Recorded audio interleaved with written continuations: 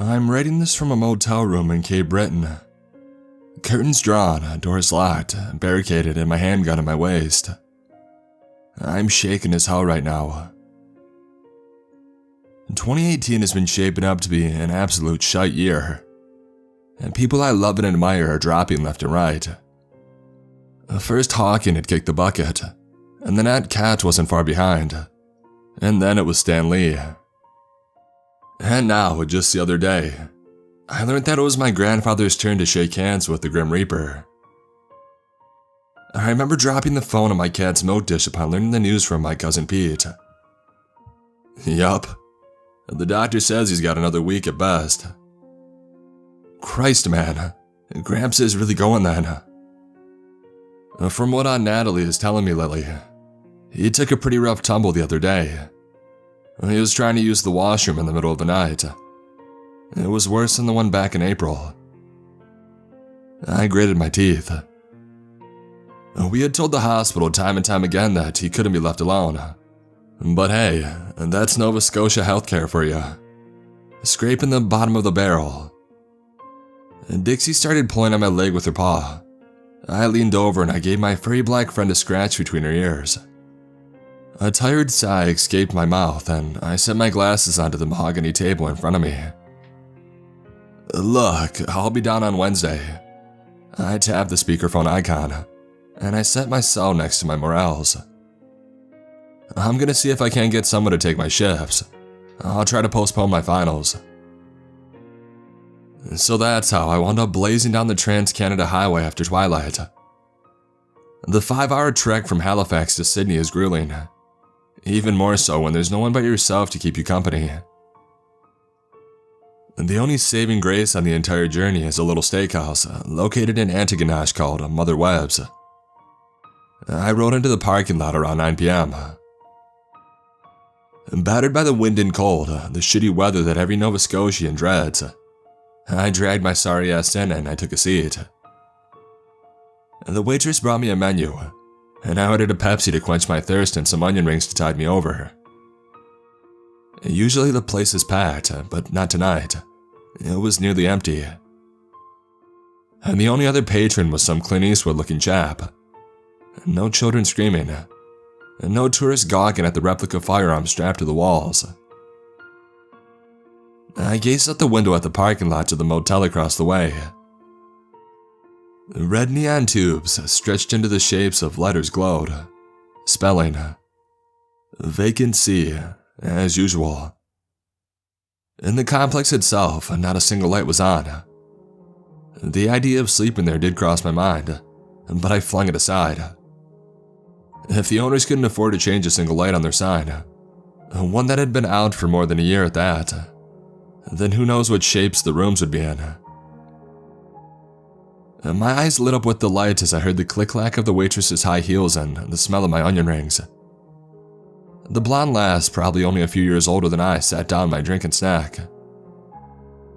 I'll take the Junior Rancher fries and no coleslaw. My host scribbled down my order and returned back to the kitchen. My hand grabbed an onion ring from the basket and popped it into my mouth. Greasy, salty, and hotter than the surface of the sun. Just the way I like it. I sipped on my pop to recover from the branding on my tongue, and I let the onions cool a little bit more before resuming. As I looked out the roadside window, munching on the onions, my attention turned from the drone of the overhead fan to the jingle of the door opening. A 40-something man donning clothes that were gently worn at best. His skin was pale and, I mean pale. His gray eyes darted all over the room as he jogged to a table. Something was off about him. I shook it off though. Probably just a hobo or a hitchhiker who had wound up in the wrong part of the You saw it, right? Me and the other guy looked at each other and shrugged and shifted our attention to the new guy. What? The haggard old man asked, raising an eyebrow. Come on, you guys must have saw it. Dude, I don't know what you're talking about. I piped up, unnerved by the guys. I don't know how to describe it. aura, vibe. Things weren't right. The hobo hiker stood up from his seat and stretched his arms out. It was bigger than a 747. It lit up the whole highway. My God, man, just shut up. You gotta believe me, he urged as the waitress came and told him to get back to his seat. Son, the older gent spoke up. You probably just had a bad trip or a few too many beers. I'm not on drugs. So please, sit down and calm yourself. My worries melted away when my steak was placed in front of me. I began sawing away at the medium rare beauty, carving out a delectable, greasy piece of fat, while the hobo hiker continued rambling on about his big thing. But it soon became white noise with every fry that I popped into my mouth. At around 9:40, I finished up the last bit of my meal, as the garlic toast disappeared into my gut. Never get in between a girl and her garlic toast. I tipped the waitress generously and I got back on the road, continuing my northbound voyage. My windshield wipers could barely keep up with the snowflakes landing on my windshield. Like a frosty hydra, one was seemingly replaced with two. But I wasn't about to let a little bit of snow beat me. A promise was a promise. I said that I would get to town by Wednesday, and there was no way that I wasn't going to do it. Or so I thought. I don't quite know how to explain this last bit. It was a little bit after Port Hawkesbury, and by the Brasdor Lakes. I just refueled my car and I had taken my well-needed dose of hot cocoa to stay in the land of the living. As I was cruising, I noticed a figure up ahead. Moose and deer are actually pretty common up this way, and to run into one of those going 100 kilometers an hour, it's a recipe for disaster. I slowed my speed, but it wasn't in time to evade the figure. Everything happened in an instant. My car slammed into whatever it was. My nose nearly broke upon hitting the steering wheel. When I came to, seconds, minutes, I don't know. Time seemed to stop, our flow extremely slow. The airbag deflated and I let out a groan while a rush of blood escaped my nose. My car had swerved and spun into the middle of the road. Everything hurt. Take the worst ache that you can imagine, and now multiply it by 100-fold, and you'll know a tenth of my pain. I gazed upon my bloodied hands, as though I were coming out of a dream. My radio was no longer playing cheery Christmas music, but static. I caught movement out of the corner of my eye, forcing me to make the mistake of looking up. I saw two entities. Their heads looked to be huge, the size of an extra-large watermelon. They pierced my soul with their glossy black almond-shaped eyes. I wanted to scream, but I couldn't. I fought and fought against this paralysis that had taken over my body, but nothing worked. Walking on its spindly legs, one of the pudgy creatures went to my door and opened it even though it should have been locked. I could feel its weird hands grasping me and dragging me out of the car, which was becoming increasingly covered in snow. The second creature came over to me and set me flat on the road. As I looked up at the sky, I noticed a fantastic ripple in it, as though somebody had skipped a stone across a calm and black pond. A blinding light shone upon me directly from above. I lost my consciousness, coming back to reality at random. I wish I hadn't. I honestly don't know what I woke up to. Every time was so brief, but so vividly horrific. One moment I felt suffocated by some skin-like blanket. Other times I would see more of the creatures probing my nose and my ears. I get chills from just writing that. But the worst of what it was when they must have cut me open. It was horrible. I could feel their long, protruding fingers move around my intestines and what was probably my liver. I can't describe all the horrors that I felt. And then, I awoke back in my car, but I was 4 kilometers down the road from where I had crashed, already driving. Eventually, I saw the telltale lights of a village ahead, so I pulled into the First Nations Reserve, and I just broke down crying. Screw the Marriott, screw Sydney. As I entered the reserve's motel, the young woman at the counter gave me a weird nod as she passed me the keys. It was like she knew something. I'm not sure what happened, but all I know for sure is that I can cross driving across the province at night off my list of travel options. Mom, Dad, Sis, if you're reading this, just know that I'm doing fine.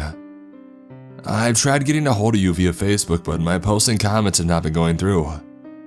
I think it's this shitty hospital Wi-Fi.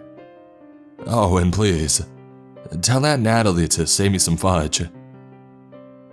I'm writing this to everybody from my hospital bed in Cape Breton Regional Hospital. I was planning to update last night, but it seems like life had other plans. So as I mentioned earlier yesterday, I got into Sydney at around 9ish in the morning. The drive down was horrendous. Now look, Nova Scotia has some shit electric service, but this takes the cake. Some lines up north must have gone down because apparently, from what my mom was telling me on my cell, more than half of the Halifax regional municipality was in darkness. At the time, I figured that it was some Tims that had gotten on the reserve that was disagreeing with me. I checked into the Marriott. Technically it's in Cambridge, but I've always known it as the Marriott. And I dropped off my things in my room. I must have spent a good while in the washroom trying to flush out whatever I thought was in my system. But after a good couple of minutes, nothing came out, except for some dribbles of blood. I just brushed it off as being some excess from my time of the month. I washed my face, I cleaned up, and I got changed, and I went to visit my grandpa. I was sobbing the whole time. It was just horrible. When somebody you've loved and known for your entire life is close to the end. I can take comfort in knowing that, from what the doctor had told me, he would probably go out in his sleep. No pain, no suffering. I must have spent a good half hour, 45 minutes sitting there just holding his hand. But eventually, I had to let go. As I went down to my car, the stomach pain persisted, becoming unbearable. I half expected a xenomorph to rip through my stomach right then and there. From what the doctors are telling me, I collapsed waiting in line at the clinic. I've been experiencing horrible stomach pain since the moment I woke up Wednesday morning. The receptionist saw me hit the floor, and I was supposedly bleeding from everywhere imaginable. The doctors are saying that it's due to internal bleeding and lacerations, which had been going on since late Wednesday night, so I'm gonna be here for a couple of days. Normally that would be fine, but it isn't all sunshine and rainbows. I'm in isolation. At first, it didn't really make sense. Look, I'm not a medical expert, but for something so minor, I mean, if I had H1N1 or Ebola, then yeah, I can understand. But come on, this is just eternal bleeding. I don't think this warrants being stuck in a room with no windows or contact from the outside world. I've demanded several times to be moved somewhere else, or at the very least be allowed to go into the hallway or something. I've been getting more and more anxious over the past couple days. I just need some sort of sunlight or social contact. As you probably can deduce from the little paragraph at the top, I've been trying to get a hold of my family for some time. The prime suspect was just some shitty Wi-Fi, but I'm just unsure that that's the case. Anyways, right now I can hear the nurses talking with somebody outside. I think that it's at least 2 people. I haven't heard these 2 other people before. I'm hoping that they're surgeons or something. Hopefully they'll get me patched up because the sooner I get out of this godforsaken place, the better. It's been a few days and I'm probably gonna be here for more than a week. I don't know where to start after what had happened Thursday night. 2 men entered my room, both Caucasian, tall, lanky, and skinny, and in their mid-40s if I were to guess. It was like they had stepped out of the 1950s with their black suits, sunglasses, and fedoras. But what really set me off about these guys was their name tags. It didn't read anything like John Doe, public relations, or company name. Instead, it was just a collection of letters excluding syllables. Nothing made sense if you tried to read it. And I swear to God the room's temperature must have dropped by 10 degrees. One of the men sat down next to me, while the other closed the door behind him, locking it. He leaned against it, and I could swear he looked into my soul. He nodded to his seated partner. "Hello, Mrs. Lilith. My name is Mike Brown. This is my partner, John Smith. We would like to ask you a few questions." "Are you doctors?" I asked, unnerved by the calm, robotic tone of Mike Brown, who was looking at his partner, John Smith, walking over to the other side of the bed, leaning over me. "Maybe we are, maybe we aren't," he answered, crossing his arms like a disappointed father. This was reaching July 2015 family reunion levels of uncomfortable.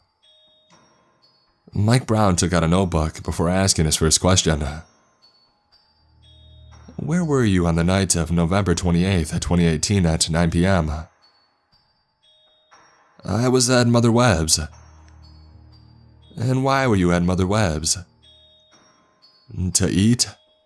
I looked at the two of them. "Are you freaking kidding me? Why, did something happen to the hobo?" The pair looked at each other again and then nodded. "Miss Lilith, describe the hobo for us." Late 40-something Caucasian male, gray eyes balding, a gently worn plaid shirt, worn jeans with holes in the knees. The guy gave off some weird vibes. He wouldn't shut up about some big thing of his. Mike Brown asked, "And where were you after this?" "I went to Port Hawkesbury and then proceeded north where you hit a pair of deer crossing the road." John Smith interrupted. I could see Mike shaking his head at John. That's the thing." I looked down at my chest. "You probably won't believe me, but I think I hit a pair of aliens." Mr. Smith leaned into me. I could feel his breath on my face. "Of course you did. Tell us more about the aliens that you hit, Miss Lilith." 3 or 4 feet tall, gray skin, giant heads and eyes, spindly limbs and potbellies." "And what happened after that?" "They pulled me out of my car, and after that, my memory is spotty. I remember them bringing me aboard some ship, where they did things. Next thing I know, I wake up, driving my car 4 kilometers down the road." John Smith walked across the room, hands behind his back. "Miss Lilith, you hit a deer crossing the road." He let out an exacerbated sigh. "You blacked out and hallucinated while your car continued down the road." "But I was dragged out. I had the scuff marks on my jacket to prove it." "Your jacket is not here, Miss Lilith. So, as far as we're concerned, you hit a deer." "You gotta be kidding me," I said. "I can show you where they operated." "Let it go, Lilith. You hit a deer." John Smith persisted. Mike Brown held up his hand. "Let me see." I shuddered, realizing that now I was the crazy one. I was the one rambling on and on about the aliens and my own big thing. But regardless, I complied, and I took off my shirt. Starting at my sternum and running down my stomach was a long, thin burn mark. It was almost laser precise. "It's typical of them," Mike spoke in a hushed voice after thoroughly looking over the incision with John, who was nodding in agreement. 13 this month?" John inquired. "Try 14. Mr. Brown pulled my shirt down again. "Thank you for your cooperation, Miss Lilith." He got up and he tipped his hat before making his way to the door. But before we go, his cheery demeanor shifted to a colder one. I think it would serve you well to forget about the entire incident. I don't know what you would do if you had another accident. With that thinly veiled threat, the duo left me in silence. That was 2 hours ago. I have been swirling the soup that my nurse had brought me with my spoon. I'm not sure what to do now, but I think that I'm going to keep updating. People have the right to know. Anyway, I need to rest. Apparently, I have an infection in one of my cuts that needs to be treated soon. It's probably nothing big. I'll see you soon.